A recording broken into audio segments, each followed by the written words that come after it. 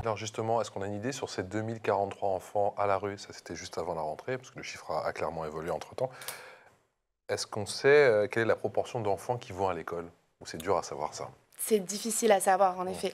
On a un manque de données on constate globalement un manque de données sur les personnes sans domicile. Ça, c'est un fait. Est-ce que Euh, quelqu'un a ces données? Est-ce que l'État a ces données, par exemple? alors, c'est l'État a des données, les données du 115 également, Mmh. donc par département, qui sont recueillies sur des méthodes différentes de celles du baromètre, sur une période donnée et non sur un jour donné, par exemple.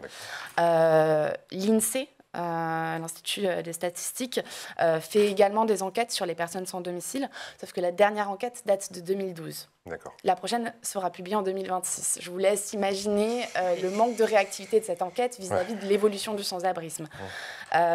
Après, donc, déjà, il est difficile d'avoir des données sur les personnes sans domicile, mais alors sur les personnes sans domicile et sur leur parcours scolaire, c'est encore plus difficile.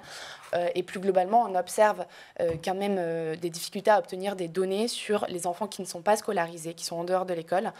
C'est pourquoi l'UNICEF porte depuis plusieurs années la proposition de créer un observatoire de la non-scolarisation qui permettrait de recenser les personnes, les enfants en dehors de l'école. C'est dur à mettre en place? C'est difficile à mettre en place, en effet, sur la méthode. On a eu un engagement en septembre 2023 lors de l'annonce du pacte des solidarités, donc la feuille de route du gouvernement pour lutter contre la pauvreté, de la création de cet observatoire. Cependant, il n'a toujours pas vu le On jour. attend encore? Ouais. Et il est vrai que le contexte politique et les différents remaniements ont créé un peu une discontinuité dans cette action-là, de créer cet observatoire notamment, mais dans d'autres actions également.